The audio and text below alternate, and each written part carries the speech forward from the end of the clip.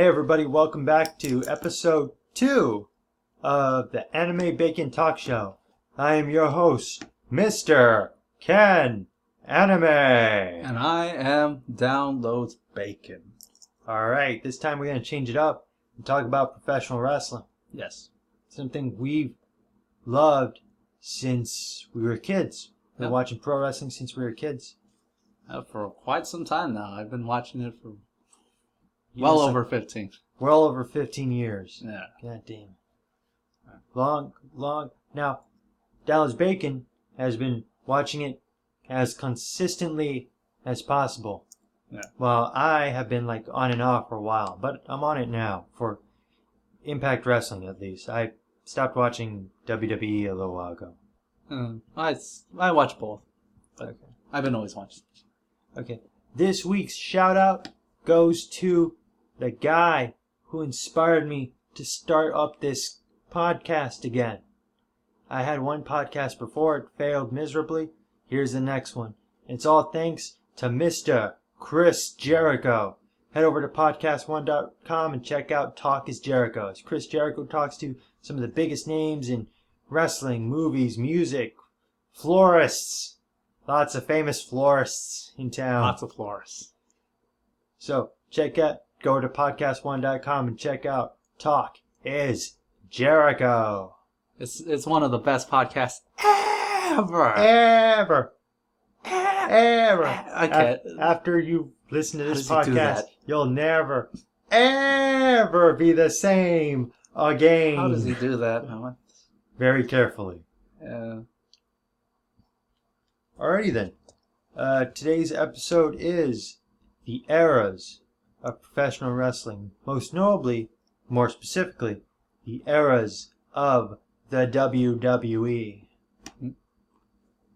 Now, the eras of WWE, do we start from Yeah, let's start from the beginning. the beginning? Because in the beginning, pro wrestling was popular, but it was never as popular. It was more of a regional thing. Yeah, Like it some was people- divided into regions. Yeah, some people have their wrestling here, they're wrestling over there, and they're wrestling over there, and they all have their own champions, their own rosters, whatever. No. But one man, Vincent Kennedy McMahon, Yep. he had a vision. He wanted his wrestling promotion to be national. Yeah. And as soon as he got that done, he wanted his wrestling promotion to be worldwide. And now it's a huge fucking empire. It is.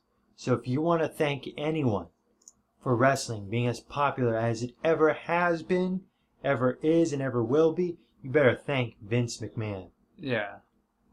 I've heard a lot of things about that guy. Some great, some not so great. Yeah. Maybe he's a good guy, maybe he's a horrible human being. I don't know, I've never met him. Yeah. Nothing to say about it. But no matter what you agree or disagree with, you better thank him for wrestling being as popular as it is. Hell, you probably wouldn't even know what it is right now. Yeah. Actually, no, I don't think so. Yeah. Well, Because back in the day, it was his daddy's company, and then Vince took over. It was his turn to take over, and he decided it should be national. First thing he did was hire Hulk Hogan, and he broke away from the NWA, the National Wrestling Association, because it was like a union or like a group, like the United Nations of wrestling here in the States. Yeah. And he broke away. He said, "Fuck you guys! I got to do this big time."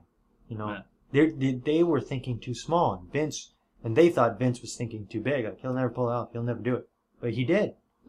Made Titan Sports, made the Titantron, got it national. He set everything. He set it up in Madison Square Garden, and it was perfect. He got Hulkamania popular, and that's how he took over. Pretty much. Now, the Golden Era, or the Hulkamania era, some people call it, is the one everyone remembers fondly. That's the era that everyone thinks, man, why can't wrestling go back to this era? Why can't it be like this? Yeah. There's a lot of reasons why it can't go back to that. Yeah. Because times change, and people change, and the audience change, and wrestlers change. Yeah. Things just evolve. But I will admit this. As a guy who was born long after the Golden Era, there is a certain charm about it that is good, that I just really like. Yeah. Like, we were playing WWE 2K14, right? Right. We're playing that game. And I had a lot of fun playing the Hulkmania Runs Wild part of the game. First part of the game. Playing as Hulk Hogan, Ultimate Warrior, Macho Man Randy Savage, Ricky Steamboat. That, I just had a blast doing that. Yeah. And at that time, most of the characters were, I guess, more cartoonish. I guess because you had like a barber, like with the whole big scissors. You know, you had the Macho Man, Hulk Hogan.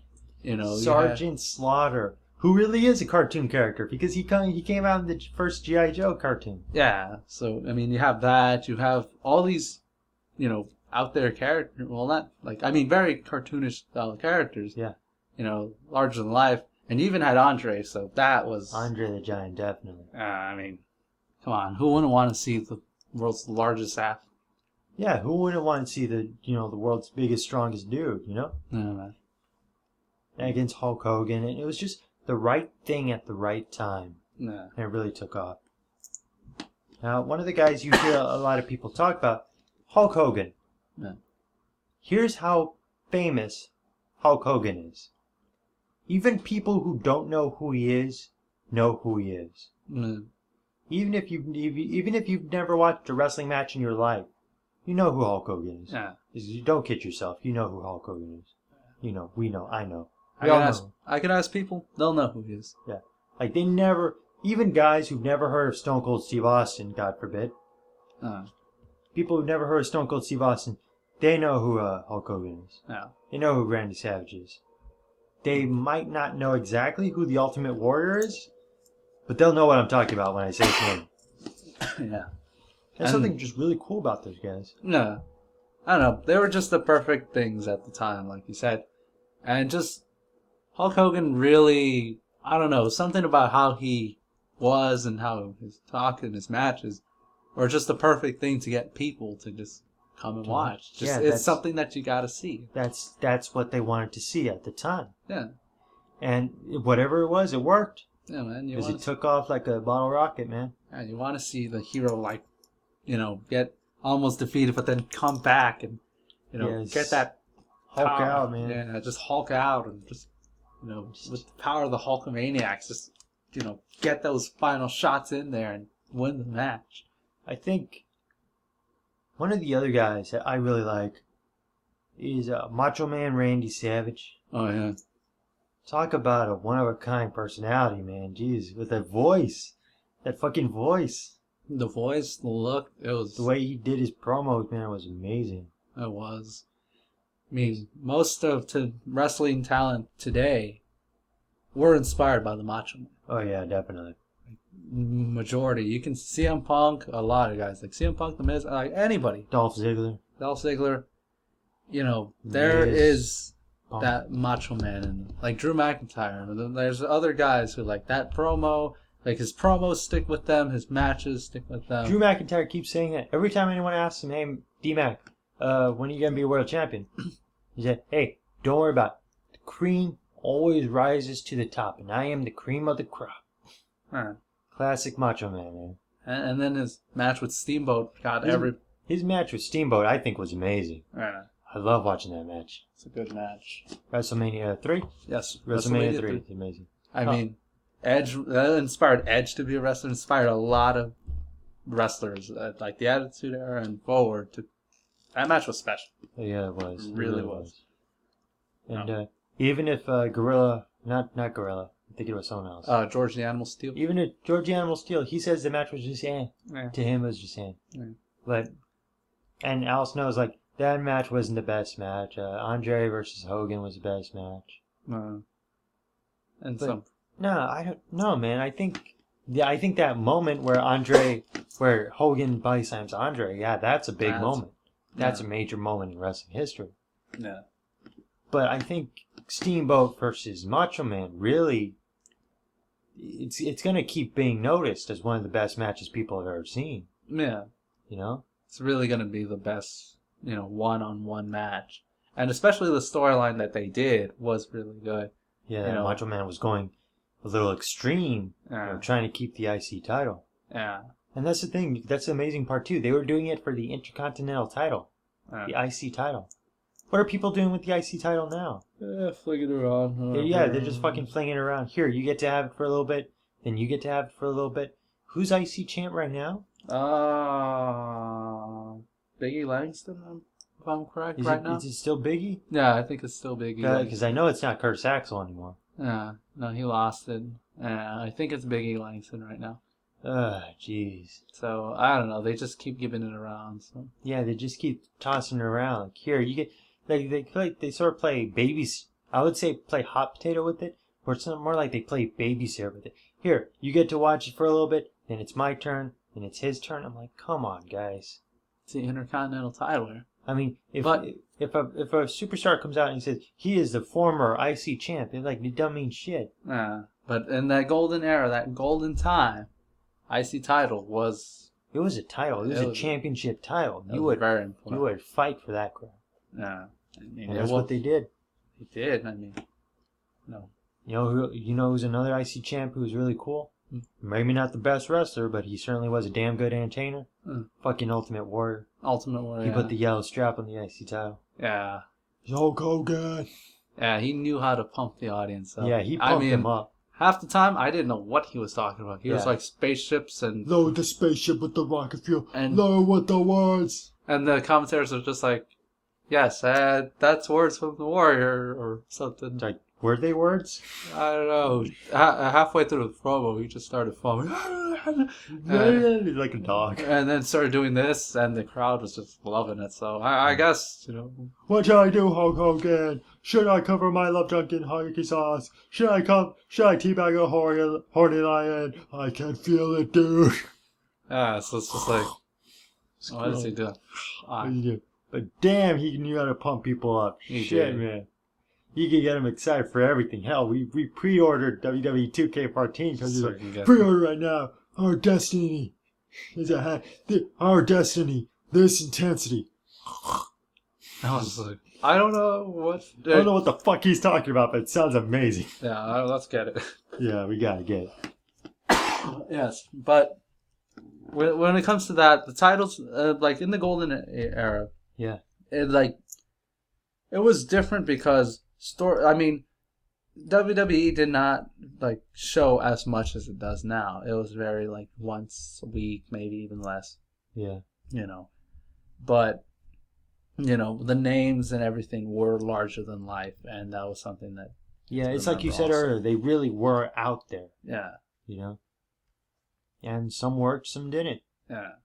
But I think those guys really set a really good standard for what we're supposed to do in the future. Yeah. And it led to the new generation era. New generation. This is definitely one of my favorite eras, the new generation era. That they want to mix it up with the golden era, but I don't think they really should. This new gen era, we're not talking about big hulking dudes anymore. Not as much. No, we're talking about very exciting, very flashy. Bret the Hitman Hart. Very technical. Shawn Michaels. Razor Ramon, Those names. Diesel, for God's sakes. Yeah. And this is when Undertaker was starting to pick up grounds too. Yeah. So, I mean, it started giving birth to, the new generation started giving, it started giving birth to, the guys we know now. And I think it was, the seed for high-flying moves and high-flying dudes, Yeah. When you see Shawn Michaels, dive off the freaking, the ladder and smack Razor Ramon for, WrestleMania 10, I think that was, guys look at that and say, I want to do that, I want to get up and fly high, Yeah, and it was something that wasn't seen before because, in the golden era, I mean, wrestling matches, guys would dive off the top, but, if you did a crossbody, it was pretty much over, or splash, or, one thing, and then a diving move, it was over. Diving move was usually safe for finisher, but now here's guys who are using diving moves as their lead weapons. Yeah. And it was all about feats of strength in the golden era. Feats of strength. Big guys, you had big muscle guys. Big guys picking up other big dudes. pretty much. Bruce. I mean, what was his name? Big John Studd. Big John Studd. He's like, hey, I can't be body slammed. You know, you're not strong enough to pick me up. No. But then you got a guy like Bret Hart who's like, you're not good enough to make me tap out. You know what I mean? Yeah. Excellence of execution. Wrestle me. You can't out wrestle Bret Hart. Best there is, best there was, best there ever will be. No. And that kind of stuff really started picking up, you know? Yeah. And like I said, I liked how different it was. Especially, I mean, you know, they were at the golden time, they were barely like the low card. So I like that they gave, you know, those guys a chance. Yeah, I think it's natural in pro wrestling that the lower card dudes, they start to rise like every time. Yeah, like they rise up and rise up. Cream rises to the top. You know, and that's something that in wrestling, yeah, you pay your dues and you get to. I mean, you see a guy like Shawn Michaels, and I saw one of his first matches with One Man Gang. Yeah. One Man Gang is this huge dude of a guy, you know. Yeah. He literally is a one man gang. He can wrestle an army by himself. Yeah. And you get Shawn Michaels, this little scrawny thing, and then you know. You think, yeah, that guy's never going to go anywhere in wrestling because it's wrestling. You need a big dude. Land of the Giants, you know? Yeah. But then all of a sudden he's on top of the world, you know? Fucking wrestling Bret Hart 60 minutes in main event of WrestleMania. Yeah. And it's something. Yeah, and stealing shows and... You know, it's all about progression, you know? It's all about how things change. No. Audiences change, you know? No. Wrestling changes. You have to adapt to the times. Yeah. And then after that, we got the Attitude Era, the Monday Night Wars. The Attitude Era is the one I believe we'll talk most about because that's when we really came in. Because in the Golden and in the New Generation, let's remember, we weren't even born yet. Yeah, no, Golden Era, we weren't even born. Yeah, we weren't even thought of yet. Yeah, we weren't even thought of yet. Yeah. And then we started to be born around midway the New Generation Era. Yeah. You know what I mean? Yeah. Yeah, but then the Attitude Era is definitely the big one. Yeah. It's definitely the one people remember. And Yeah. you gotta remember that times were changing. Yes. And in that part of the 90s, everything had to get edgier and grittier. No. You know what I mean? And not only that, And but they were in extreme. competition. Yeah, it had to be more extreme. Yeah. And they were in competition thanks to the advent of cable television. No. Now you didn't like I can watch WCW, but I can't watch WWF because I don't get WWF on my TV. Now it's not that anymore. Now you get both. So now it's Which one do you pick? yeah. And WCW and WWF, decide we're going to start on the same day at the same time. We're going to force them to choose. Yeah. Which is it? Us or them? Yeah. And the competition started to heat up, and they really tried to put on their air game. Their air game, both of them. And I know there are lots of fans of WCW. And I will give WCW credit. They did do a lot of things right. Yeah. But honestly, dude, I'm going to get a lot of flack for this, but when I look back, I think WWF was the better product overall. Yeah. I mean, they just did more memorable things better. Yeah. They had more memorable characters. I mean, Bret Hart was still there, and you got your Stone Cold Steve Austin, and you got your freaking Rock, and you got your Farouk, and you have DX, for God's sakes. You got DX, the Nation of Domination. You got those guys there. Mankind. Undertaker was starting to get his bigger role. Undertaker was getting a bigger role. It's like these guys, I think, were just more memorable. They were just better. I mean, in WCW, the one thing that everybody will remember is probably the NWO. And that's about it. Because I remember the NWO, Sting, and maybe Goldberg. But the NWO had character, yeah. You know? And the thing about WCW is when I look back at it, there's a lot of guys who just sort of came and went. Yeah, they stayed a little bit, then they left. Yeah, they're just guys who just big dudes with like a singlet and then a name, and then they just did a power bomb, and that was about it. And then, like, I know we're gonna talk a lot about how if a guy's really good at wrestling, you should give him a shot. You should put him on TV. You should show him more. Yeah. But I think in WCW when I was watching, we got these guys, and yeah, they can wrestle, but they're not interesting. Yeah. You know, it's just like, who knows jack shit about Scott Norton?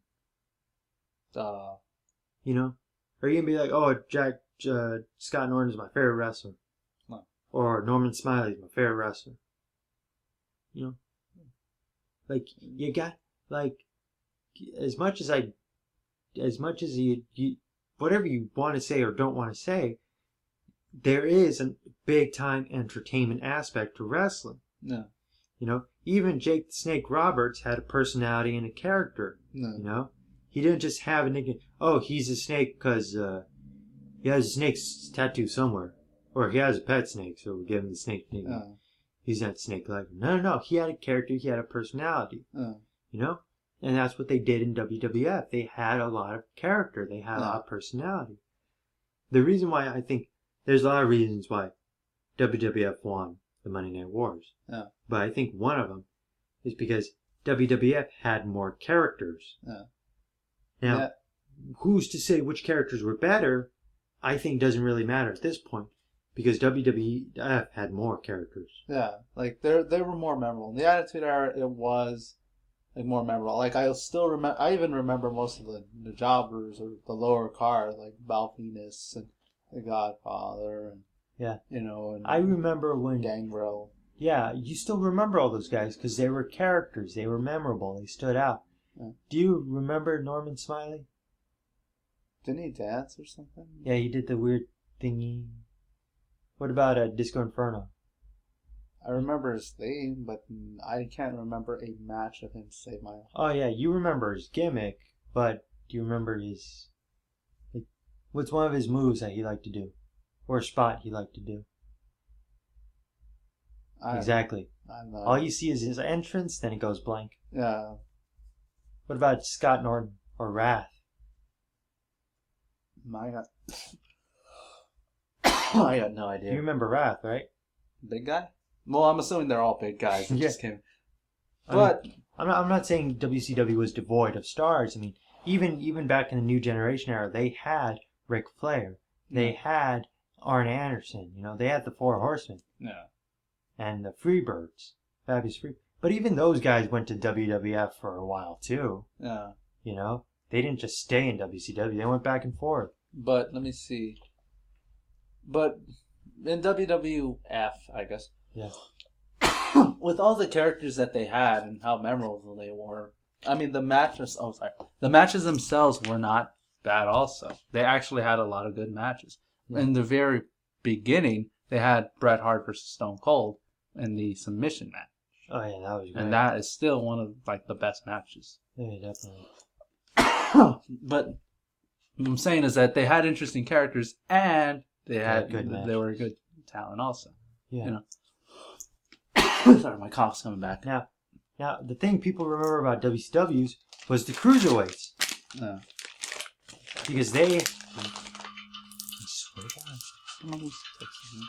Because they had good matches. It's like you were talking about, man. The characters, I'm not sure if they had character, probably not. But they had good matches. I mean, the guys you remember or the guys you know probably went on to WWF for a little bit. No. I mean, fucking, like Rey Mysterio, he went to WWF, that fucking guy. No. He did good in WWF. La Parka, he didn't go. But hey, at least we remember La Parka because he did his little dance thing. The chairman of wrestling. Psychosis. Juventud Guerrera. Yeah. I remember some of their names because I did watch WCW. Yeah. But in the Attitude Era, the one thing that that they tried to do and that they did a little bit, that they started progressing and doing more was swearing, and they were starting to use more like blood and everything. Yeah. You know, which at the time I guess were because that's what people wanted. Yeah, that's what people wanted. And then, like you said, in the 90s, things were getting grittier and more extreme. And stuff, people didn't want to see like eat your vitamins. No, they want to see like guys go like you and you know, like fingers and, you know, Austin pretty much. Yeah, it wasn't just good anymore just to have like oh, you got your pair of shiny orange trunks and you go to the ring and you wrestle and then you leave. No, you had to do shit. You had to be more. You had to be a character. Mm-hmm. You know, you had to have character. You know, and that's why certain guys succeeded, and you know certain guys' names. Yeah. You know, for example, Sting. Sting had a lot of charisma. Yeah. Sting was a great character. You know who he was. You remember him. Yeah. Sting, Diamond Dallas Page. That guy's a character, man. DDP, great guy, great cool dude. You remember him? Had the BADD baddest finish on the planet for a while. Everyone thought the Diamond Cutter kicked ass. No. You know, the NWO, they had character. You know, they were cool. Everyone loved the NWO. No. Did Raven? Raven and his flock. They succeeded for a while. And you saw there were potential stars who were in the company. But since the NWO started running things, they decided they were going to be the only stars ever. Yeah. And in WWE, no, they actually, you saw talent come in and they would progress. Yeah. And I like that. Like Kurt Angle came in and, you know, because he came in late in the Attitude Era, but he still came in the Attitude Era. Yeah. He came in, you know, started at Heat with a match. Then he progressed. And but the NWO would like to keep guys like down under their thumb, you know? Yeah. Like Dean, like the ones we all know. Dean Malenko, Perry Saturn, Chris Benoit. Yeah. You know, Eddie Guerrero, for God's sake. These were good. These were great guys. Yeah. And you had to let them, you know, they could draw. People liked them. Chris Jericho. People liked them. They wanted to see them. But the NWO was like, nah, no one wants to see anyone except us. You ain't gonna. So they jump. Of course they fucking jump ship, man. Yeah. But what's it called? In the Attitude Era, besides getting like WCW talent that were being pressed down, you have to remember that in that era, you know, we had the like Austin take over and Austin versus McMahon, which was a big, you know, still going on. Like my favorite. Almost everybody's favorite feud. Where it's finally someone say, you know, fuck you, boss, and bah! Yeah, you know, finally something that everybody has that... Everyone can connect with. Yeah, that one thing where it's just like, you know, boss, kick, stunner, finger, you know. But one thing that I really do like that separates these two is in the Attitude Era, like, The Rock, when he started, was like, yeah, you know, I'm happy, you know, with the little thingy-majiggy and all that weird stuff that I wear. Then he joined the Nation of Domination, became a heel. But what I like is that in the Attitude Era, like, guys progress. Like, certain ones, like, they rose to the top. Like what Macho Man said. You know, they were the cream and they rose to the top. Yeah, the cream will always rise to the top. You know. Like, certain ones didn't, but, I don't know. There was, like, we had potential guys, and then we had, like, the guys who were just going to take over. You know, and we're going to be, you know, the main guys of the Attitude Era. Triple H, The Rock, Austin, and Kurt Angle, and all those guys. You know. Some came in a little late, Jericho and all that. But, you know, I love the fact that they didn't, you know, keep everybody pressed down. That, you know, they all had their shots. And it really was played out pretty well, actually. Mm-hmm. The storylines were a lot better, and I actually, you know, they were gripping and they were a lot better. The matches were cool. Undertaker was awesome. Mankind was, you know, the creepiest damn thing. Then we had Kane, who scared the shit out of me when I was a little kid. Yeah, I was afraid of Kane, like even more than Jason.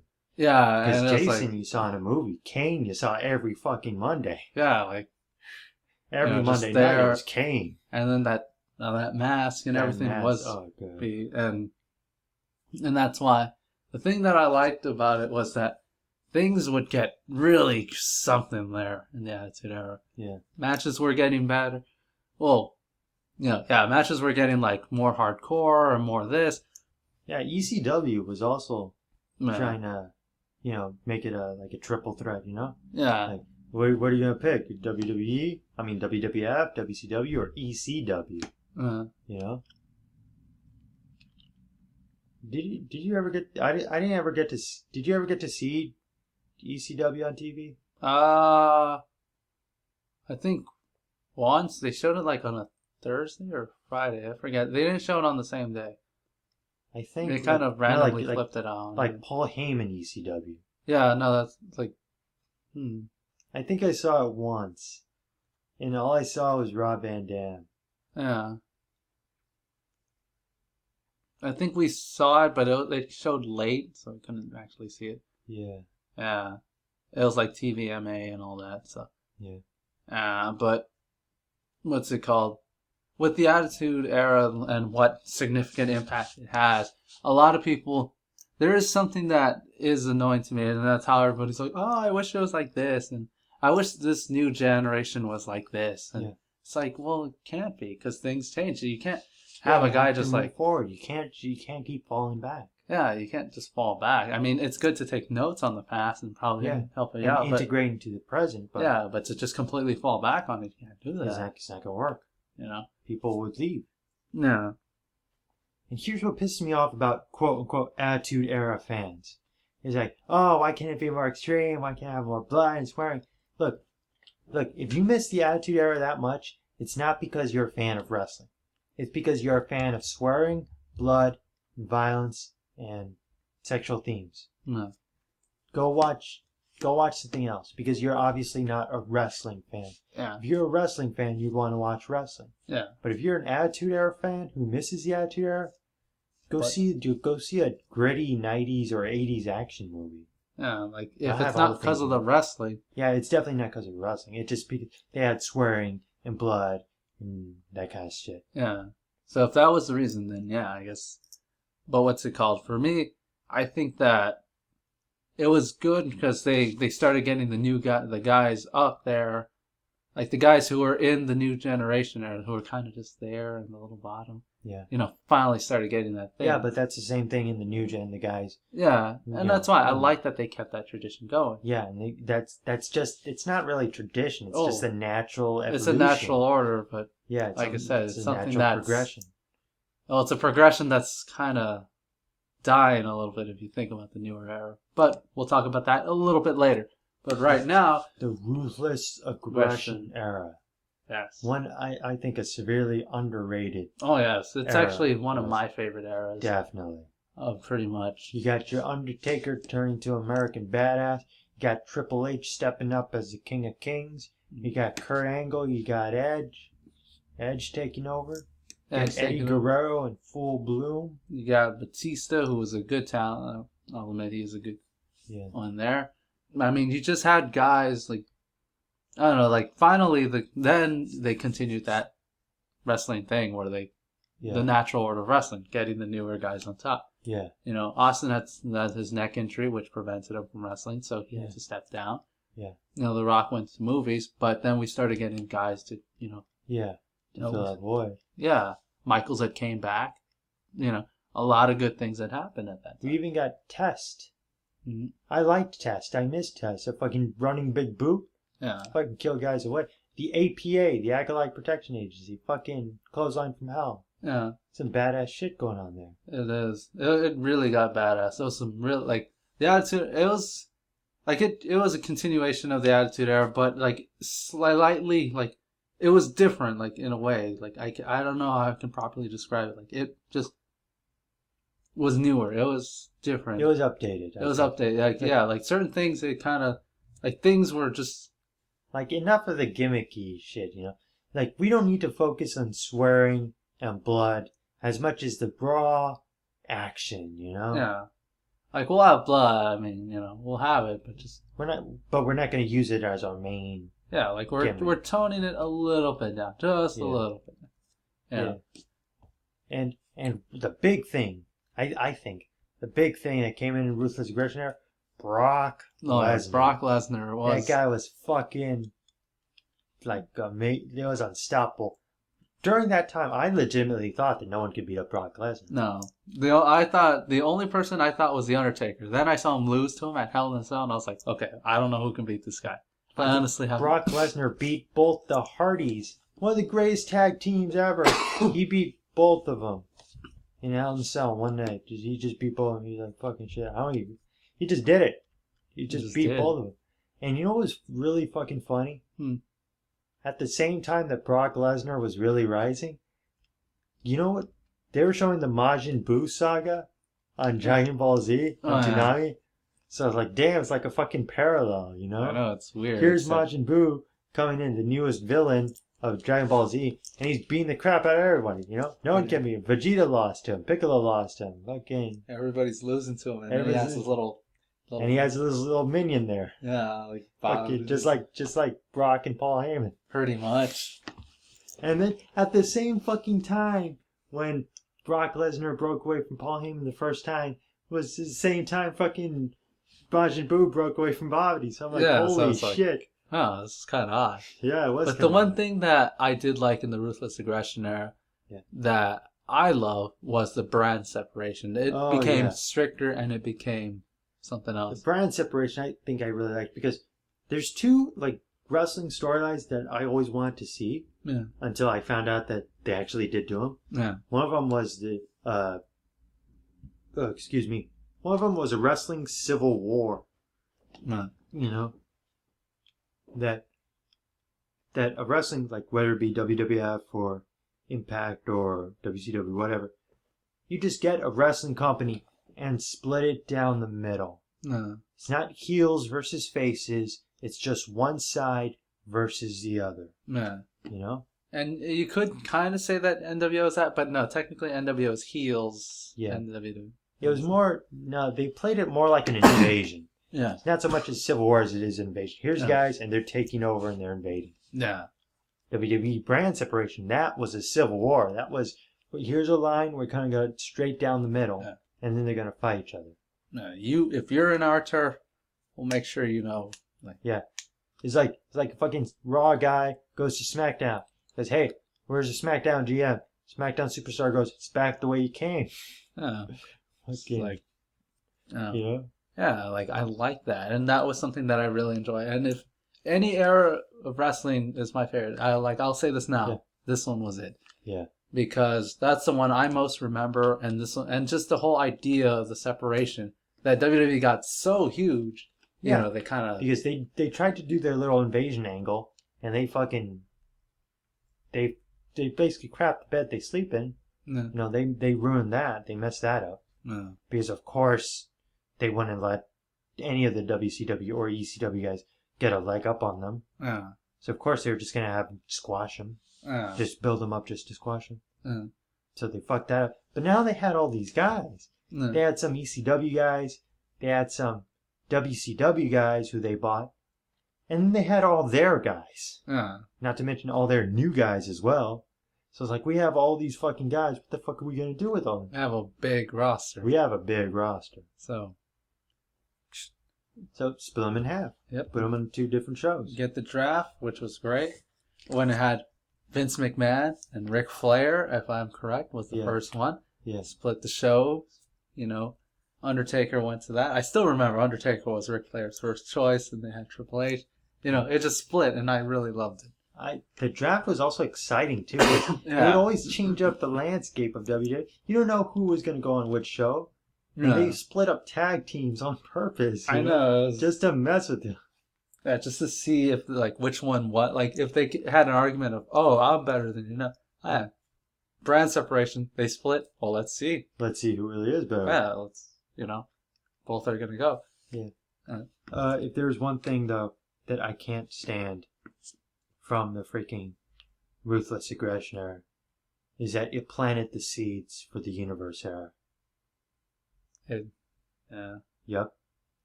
It was in the Ruthless Aggression era where John Cena and Randy Orton made their debut. No. That's where they started. The prototype John Cena and Randy Orton. No. Well, almost perfect. Universe era. Also known as the PG era. Yep. The Universe. Where it started focusing, where we decided, I guess, we're going to tone it down. You know, all this wrestling stuff? We're going to tone it down. Yeah. We're going to put the volume low on all this wrestling business. You know, you see, call it wrestlers? No, we're going to call them superstar. There we go. This whole, we're in the wrestling business? No, sir. We're in the sports entertainment industry. Yeah. That's what we're doing. We're giving you sports entertainment, not wrestling. Sports entertainment. Yeah. You know, because we don't have wrestlers. We have superstars. We don't have no women's wrestlers. We have divas here. You know. Yeah. Our fans are known collectively as the WWE Universe. Yeah. We can't show blood. You know, we can't do any of that stuff. Yeah. We have to keep it PG.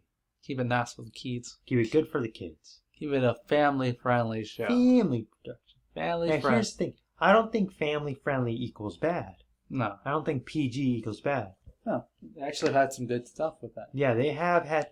Like, I'm not going to completely shit on their bad. I mean, they have had good stuff. Yeah. But I can't get over the whole John Cena, Randy Orton thing. It's just a pain in the ass. Yeah, that's when they started becoming the main... Like, they became the top guys, and in a way, in the Ruthless Aggression, they kind of did build it, and they did kind of, I hate to say it, they did kind of earn being the top. It's just when they were on the top, it was kind of like, okay, you can go back down. I'm not sure if earn is the right word. Yeah, I guess. Because, I don't know, when you have a match with Triple H, when you're given a match with Triple H, and then they ask, hey, what do you really think? And Triple H tells you, well, I think you suck. And you still be top guy anyway. I think there's something screwy there. Yeah. I don't know. I mean, Brock, after Ruthless Aggression, Brock Lesnar left. Oh, and Goldberg, we have to remember. Goldberg was there too. Goldberg was in there and made a huge impact. Once, they were like the Avatar. They did something awesome, but then they just vanished. Yeah. They had their match at WrestleMania 20 and just vanished. Yeah. You know? And which kind of led to almost the final months of the Ruthless Aggression era. Yeah. Because it was like, well, what do we do? No, like it was starting to kind of die down a little bit. Yeah. You know, that steam train was starting to slow down. Yeah. You know? I just can't, like I said, I just can't stand this whole, I mean, for like, how many years has it been for the John Cena show? Like 10 years. For the John Cena show? Yeah. Where it's like, hey guys, it's our hero, John Cena, and friends. And he's like, yeah, Raw is basically the John Cena show. Where it's like, hey kids, it's your hero, John Cena. Oh no, here comes the big bad Batista. Oh, look at him, he's so mean. How's John Cena gonna get out of this one? Fat kids. He's like, oh no, it's the mean old JBL. Oh, hey, JBL, so mean. How are you gonna... I'm white. I am a politician. I am Republican, and what else do people not like? I had everything you like. Yes, there we go. I do. I like the things you don't like. Ooh, get him, John Cena. He's like, oh, how's John Cena gonna get out of this one, kids? They might as well have had every episode of Raw from like at a certain point start ending that way. Yeah. Ooh, look, kids, the big bad Humongous here. Oh no, Humongous, who? He's so mean. He's so mean. How's John Cena gonna get out of this one? Find out in the next episode of Monday Night Raw. Find out on the pay-per-view. Bring $50. Tell your parents. Tell your parents to buy it. Later. It's like, it's just, I can't, it's just something I can't stand. Like, I know there's other wrestlers, and they're great wrestlers, and I think they're cool, but it's like almost NWO all over again when there's just one guy, and he says, let's keep everyone else on the down low and just focus on me. Yeah, it kind of started going a little bit of shades of WCW, and what I said before about that tradition that I was talking about. Yeah, then this era started having to go on a halt. Yeah. You know, only like it's like a giant wall, and like one or two guys get over, and then like everybody else tries to, and then they just make the wall bigger. Yeah, but here's the problem. Here's what makes it worse. Once you get over the wall, here comes John Cena to say, "Hey, I know you just got over, but I'm gonna put you back on the other side of that wall." I mean, fucking throw you back. Yeah, he throws you back. How many times have he done that? How many times has there been a wrestler who they get popular on their own? They just get popular. And then it's like, hey, we'll put him up against John Cena, and John Cena will take all their momentum and popularity, and he will shove them right back under our boots, under our ass, where no one can see him. I know one of the ones that actually I was surprised that they did it to him, but was Bobby Lashley. Because Bobby Lashley got over with the fans, they started loving him. Then the big match, Bobby Lashley's getting that. Then he gets a title opportunity, and who's the champion? John Cena. Oh god. So what do they do for their promo before the thing, before their match, like in the Raw before the thing? Yeah. He spears John Cena. So it's like, oh no, look what Bobby Lashley did to John Cena. He speared him. Oh, he's a bad guy. He's a bad guy now. How will John? He's so mean. He's so mean. And then how will John Cena do this? And then they have their match, and John Cena wins, and then Bobby Lashley just slowly, from the top of the mountain, starts going down. Yeah, exactly. And then goes to a different show.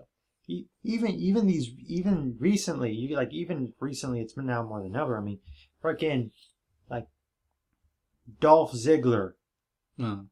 Dolph Ziggler. People are really starting to like Dolph Ziggler, you know? I like Dolph. I like Dolph Ziggler. Yeah, hell, even I like Dolph Ziggler. Okay, everyone's starting to like Dolph Ziggler. Dolph Ziggler's getting popular. We gave him a title shot up against CM Punk. We made him win Money of the Bank. What did we do with him? Put him in a feud against John Cena. And after he loses, let's shove him back right under the carpet, where no one... Let's have him be the pre-show. Pre-show. Kind of like The Miz also. Yep. I know I might get some heat for this, but during The Miz's, I actually found Miz to be a good champion when he was the WWE champion. Yeah. I don't know. I just found him to be, when he won it, I was excited he won it. And his reign wasn't too horrible. Yeah. And I actually liked him as champion. Yeah, I like The Miz as champion too, because he always makes a big deal about it. He makes any title prestigious. He'll make any title he has be the biggest, most important thing in the world. Yeah. And as a heel champion, he did a great job with it. Yeah. So yeah. He'll never shut up about it. He'll always tell you, I am the champ. I am the IC champ. I am the US champ. I am the tag team champ. I am the WWE. He'll never shut up about it. Yeah. The one other thing about the Universe era, besides, the pressure to prevent new guys from rising, was that the guys who had went from the new generation and from the Attitude and from the Ruthless Aggression, well, they were starting to retire. They were starting to, some were starting to just kind of, Michaels retired, Ric Flair retired, Undertaker, just comes out once a year. Yeah. Kane had long times of wrestling period. Yeah. He's not even wrestling right now. Triple H doesn't even wrestle that often. Triple H doesn't wrestle as often. All the guys Christian doesn't even come out. Edge had to retire. A lot guys who were Eddie Guerrero died. Test died. Yeah, guys. Umaga died. Yeah, it was just something else that happened that I don't know. It was a damn shame that a lot of this stuff happened in this era, which makes it seem like that drew a lot of people away. Yeah, I can see why a lot of people left. Yeah. I mean, I was close to leave. I actually officially left at one point, but came back. Yeah, thanks to Daniel Bryan. Yeah. But now they're trying to do the same thing, and I'm just... I came back for CM Punk. Yeah. And, one thing that made me leave is freaking John Cena, man. I just can't stand the guy. No. And since this is all his... it's not it's Vince McMahon's idea, but it's also him partly, too.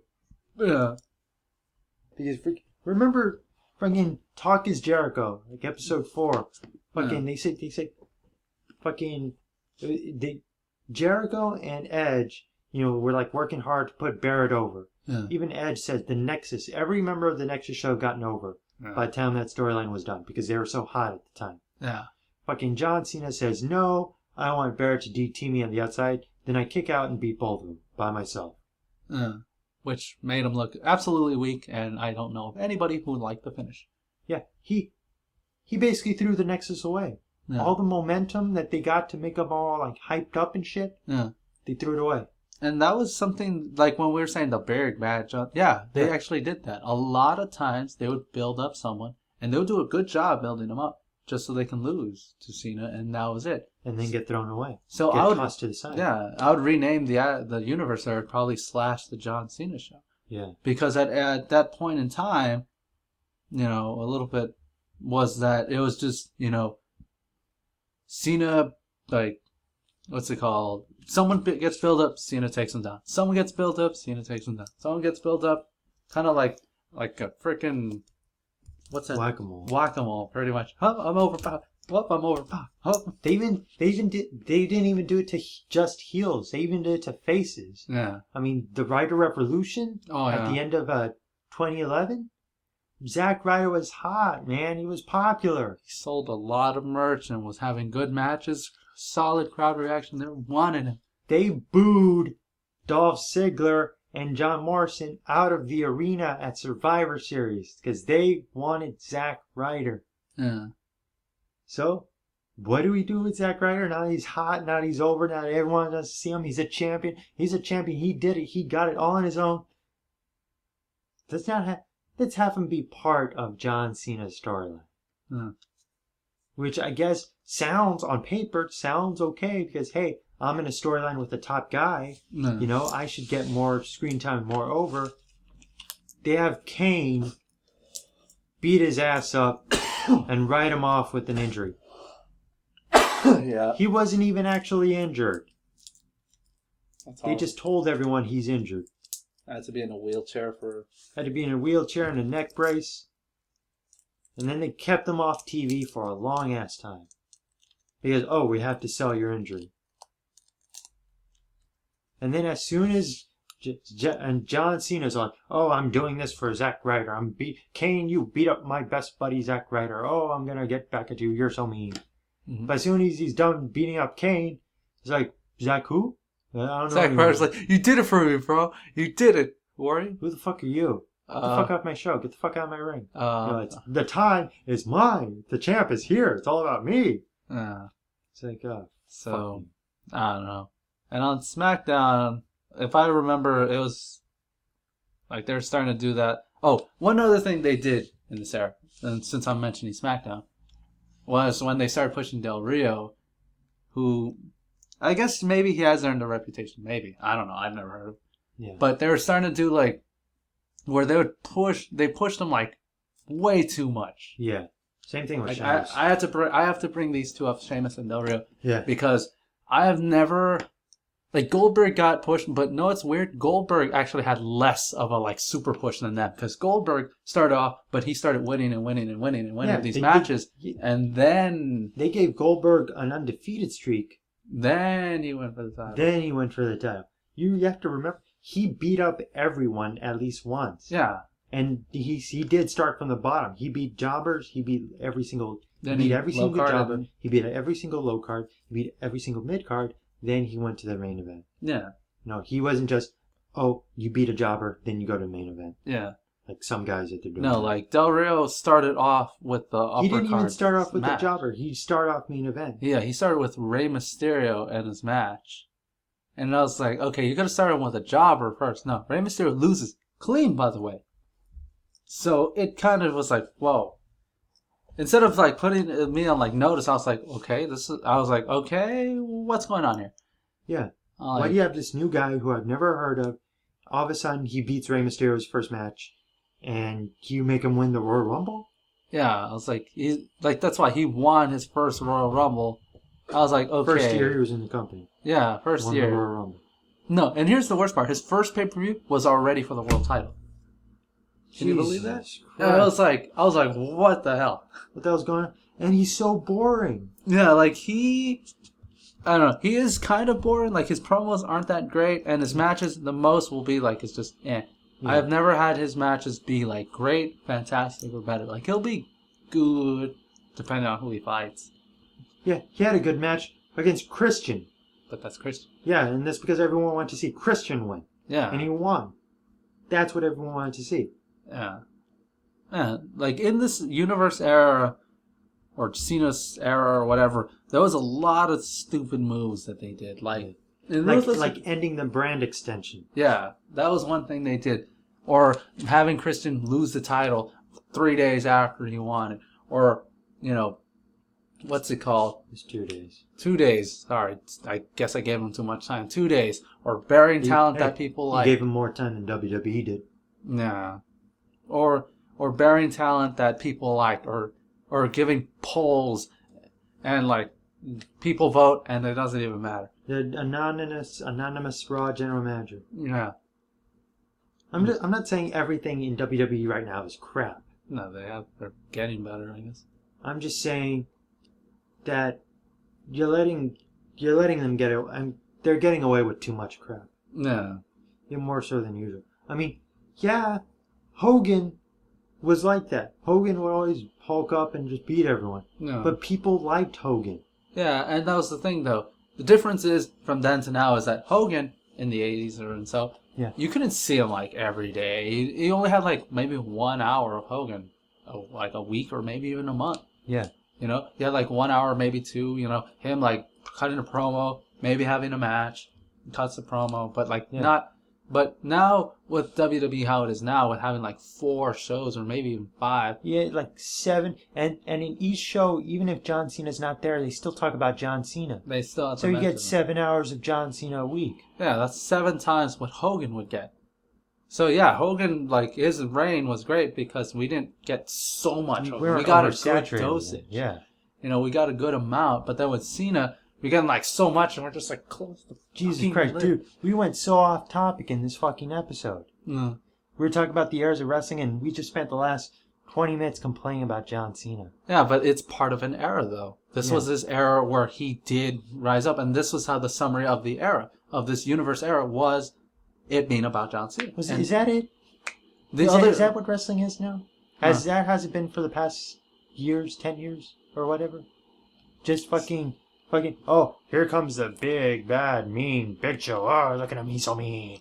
Oh, how's John Cena gonna get out of this one, kids? The majority, yeah. Oh, here's a mean Ryback. Oh, look at him, he's such a bully, he's so mean. Oh, look at him, he's so mean. How's John Cena gonna get out of this one? Well, yeah, after a while, it started to be built up like that. And that's the sad part about it. The only great thing that happened in this era so far, it's not over yet, is the as Punk's like reign as champion. Yeah. He was cutting promo, and of course, Daniel Bryan finally getting that shot. He was jobbing in the Ruthless Aggression era. No, I think if we look back, we'll see that a lot of good things did come out of this era. Oh yeah, there are a lot of good things. Yeah, there are good things. Like another good thing that I can't believe I ignored it, but is actually one of my favorite things of maybe all eras is the Undertaker and Shawn Michaels matches. Yeah. At WrestleMania 25 and 26. The end of an era match. The end of an era match. Triple H versus Undertaker was actually very good too. I liked it a lot. Yeah. So I mean, this era isn't completely bad, but and I've said like last year, I was talking to Chronix, and I kept telling him, man. I like our current roster. I really do. We have a lot of potential stars here. I just don't like what WWE's making them do. Yeah. You know? I'm not saying I would do better. I'm just saying that I don't like what they're doing. Yeah, like, I mean, I can't say I'm going to do it better, but I just don't agree. Yeah. I mean, what's it called? Like, we have all these these good talents. Like, Kofi Kingston could be the next rising star because he's a really good face. He has exciting matches. His promos are okay. Yeah, his promos are passable, but so are John Cena's. But that's why he's good, and he's good with the audience, and he's good with the crowd and everything. Why doesn't he get anywhere? Yeah. I don't know, because he's black? I don't know. No, I have no idea. But like that's why they have a lot. Like I said, there's a lot of potential talent and a lot of good guys in this roster. Yeah. I'm not gonna say, oh, the Attitude Era roster was better because that's the thing though. If you think about it, there was a lot of stupid ones. Yeah, there was a lot of crap. Yeah, if you look in this roster and everything, there isn't that much. I mean, there's Hornswoggle, which is complete crap, but other than that, there isn't, like, you can't really go, wow, this gimmick is so stupid, I don't even know how it's here. Like, most guys are... And you can't say, oh, look at this guy, he's so terrible, he can't wrestle. He doesn't know the difference between an arm drag and hip toss. No, a lot of these guys that we have are good at... They're not the best, but they're certainly good. Like, I'm not going to say he's, like, next to Macho Man. I'm not going to say something stupid like, like Keith Slater is just as good as Steamboat. So I'm not going to be that stupid. No. But I am going to disagree with you if you say Heath Slater can wrestle. Yes, he can. I have seen him do good moves. I've seen him do good spots. You know, he has ability. All he needs is more time. Yeah. All he needs to do is wrestle more, and then he'll keep getting better. Yeah. That's all they need to do. And that's the one thing that I loved about the brand separation, and that's why Ruthless Aggression will always be my favorite. And also, is because they both had their shows on their roster. Yeah. That way, you can give the first hour to the lower guys, second hour to, like, you know, the topper guys and main event. Yeah. That way, everybody gets built up. Yeah. You know, that way, eventually, you know, these guys will take over and this guy, and, you know, something like that. Like, it'll, you know, the flow will happen. Yeah. You know, but now, with it being all one brand and all of it just focusing on the main event guys, when the hell do we see the low card? It's like, when do we have anything else? Yeah. Like, we sort of have a tag team division. Yeah.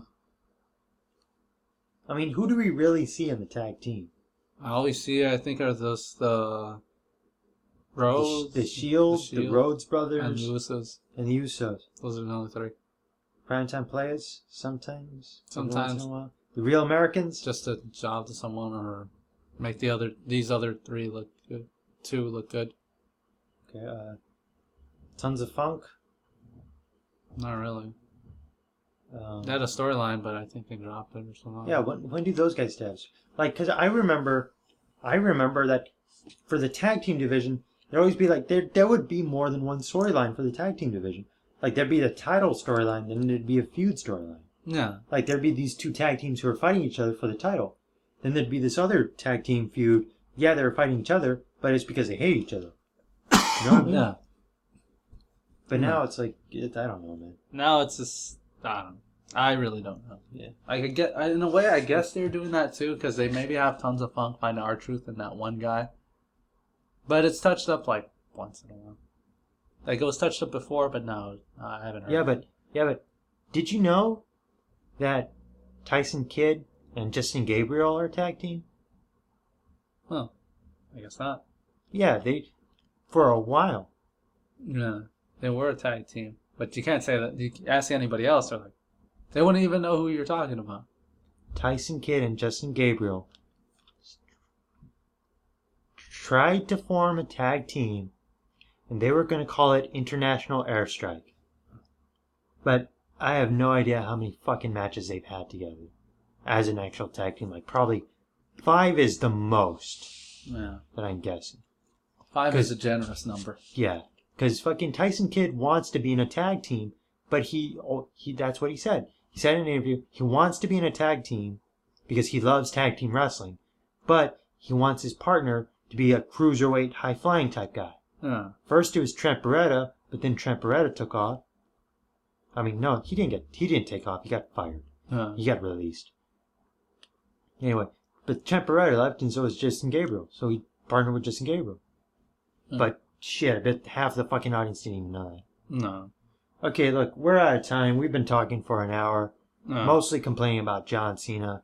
But pretty much what we want to say is that the eras of wrestling are great. The reason this one is the most talked about is because, well, this is the most recent. Yeah. But what this whole idea is that wrestling will always keep changing. Yeah. And right now, with CM Punk doing some changes now and having more indie guys come in, I'm always wondering what the next era will be.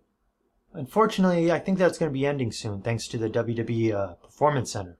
No. Because now they just want athletes to go in the Performance Center, learn how to wrestle there, then go to NXT, then go to the main roster. No. They basically want to make superstars. They want to make superstars like out of a petri dish or out of a conveyor belt. You know? No. And unfortunately, guys like Christopher Daniels and Yeah. who went around the world to learn their craft and to perfect it, those guys they're gonna be ignored. Yep. You know? Here, Chris Hero. Chris Hero. another one. You know, guys like Daniel Bryan and CM Punk and Antonio Cesaro, they did that. They went around the world to learn the art of professional wrestling. Guys like John Cena, Randy Orton, The Rock, but I like The Rock. Yeah. Guys like John Cena, Randy Orton, Roman Reigns. They started WWE, they're gonna end WWE. No indies for them. No. Just Performance Center, NXT, main roster. Will that be a road to success? I don't know. No. They just started. But I've seen the results of the prototype John Cena. I don't like him. He's popular, but I don't like him. No. Then I've seen what happens when you go around the world to learn your craft, to do it the indie way. And I like it. No. Punk, Bryan, Cesaro, Daniels, Kazarian. Yep. Joe. That's why I don't even watch WWE anymore. I just watch Impact. Granted, I will watch anything if you put Bryan, Cesaro, Punk in my face. No. But I'm just sick of the John Cena show. No.